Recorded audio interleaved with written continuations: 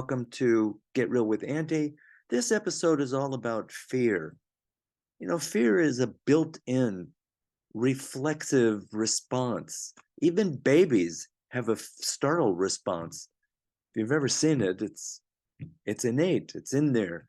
If you move a baby suddenly where it feels like it doesn't have support, it will go into freak out position, tighten its muscles, and prepare itself for something bad. Fear is actually amazing biologically because it's way faster than our thought process. So it happens very quickly, and fear actually gives us an advantage, because it's so rapid and it triggers biological responses that prepare us for fight or flight. Our pupils dilate, our blood pressure goes up, our vessels constrict, our muscles tighten a little bit. We switch from the parasympathetic to the sympathetic branch of the autonomic nervous system. We are ready to rumble or run. Ironically or strangely or wonderfully enough, these same biological responses, these same body responses are true when we're excited. Did you know that when people are afraid, they tend to be more sexual as their, you know, dangerous incidents are over? Somebody did some studies. And so fear heightens our alertness. And of course, so does pleasure, so does excitement. It would be good to get familiar with it and not be so afraid of fear. A few years ago, I did a firewalk experience. It was part of a course that I was taking. And when I saw what was going on, because we built this fire, the flames of which were 4 feet high, and we let it all burn down to embers. And I saw the thermometer in the coals that said 1,500 degrees Fahrenheit. I thought to myself, there's no way I'm doing this. I don't care if I'm the only person in the class or the only person in the history of ever doing this course to not do it. I'm not going to do it. I don't care, because I could feel the heat. I saw where it came from. Everything in my brain was anticipating danger and pain.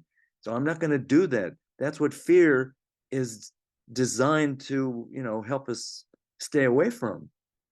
But as I watched a few of my friends walk across the coals and step into this cool basin of water and not get hurt, I stepped a little closer and I was right at the edge of the thing, looking onto the coals, and people started chanting my name. And before I knew it, I actually took a step onto hot coals. And I walked quickly. I took maybe 2 or 3 more steps across the little field of coals and walked into the basin and somehow did not get burned. And it really showed me that fear is part of my biology, and I am and can be bigger than my fear response. Really eye-opening. I recommend the experience. Fear is generally future oriented because we're anticipating something bad to happen even in the immediate future. When I was a little boy, my parents and I were on vacation somewhere. I must have been about 2. And I remember coming face to face suddenly with this giant St. Bernard dog that was as tall as I was. And I tuned into its teeth and I freaked out and was screamed. I thought, he's going to eat me. He's going to eat me. And I guess I knew something about teeth but fear is something that we respond to when we're overwhelmed, when we're disoriented, when we're separated from what we're familiar with. I remember one time I was a little boy, maybe 3 years old. We were on vacation at the beach and I wandered away from my family and suddenly realized that I wasn't with them, and I started crying and I was really afraid.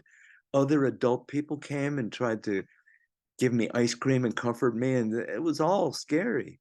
So fear is something we can't really get rid of. It is one of those emotions. It's part of the human design. And I noticed that most people including me, I don't like being afraid. And so I will stay with the familiar in order to not be afraid. Most fear is anticipatory and it is based on some former bad experience. That's called anxiety. Anxiety is a future oriented fear, generally based on past experience. If we don't have a bad experience with something, we're probably not going to have an anxiety response about it in the present. The other day, I was working with a woman who has been facing a cancer diagnosis for the last 2 years. And she told me that every now and then she is overcome with fear and she will cry and just be really sad. And so I asked her, well, what are you actually afraid of? And she said, frankly, I'm not afraid of dying. I said, so well, what is it? She said, it's when I think of my children, my young children growing up without a mother. That just makes me so sad. And so then I said to her, well, doesn't fear then make you motivated to stay alive and to do what you can do to get well? And she said, yeah.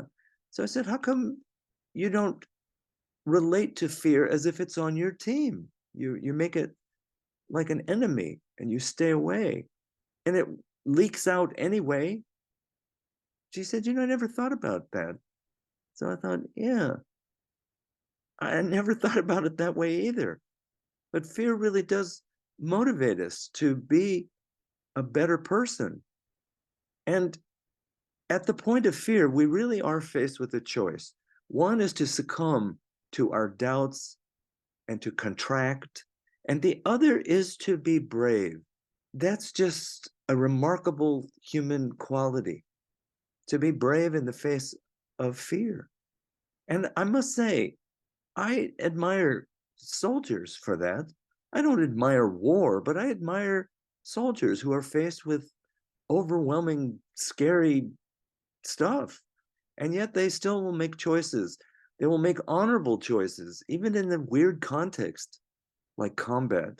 One time, this 17-year-old bully was in our neighborhood terrorizing the younger kids. I must have been about 10 or 11. And he was bossing us around, and he commanded me to go get him a drink of water, or else he'd beat my friend up. And I went in, got him a Dixie cup of water.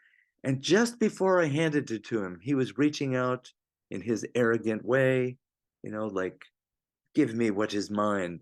I took that cup of water and without thinking, I splashed it into his face and started running because I knew he was going to beat the shit out of me. And sure enough, he did run me down. He knocked me over. He put me on my back, put his knees on my puny little arms, and then he spit in my face. But I tell you one thing, he never came back into our neighborhood again. And so that is one of my proudest moments. So being brave really means doing something even though I'm afraid. And so fear can be a new signal. It's a new opportunity to do something brave. And in the same way that I recommended to that woman that she do her best to enroll fear, to be on her team. Fear was actually motivating her.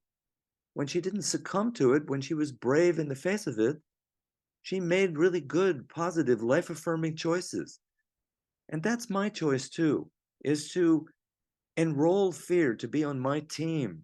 It's already in there. There's nothing I can do to get rid of it. I might as well learn how to integrate it and benefit from it. And so I'm just asking you, if this is a good idea, consider it. All right.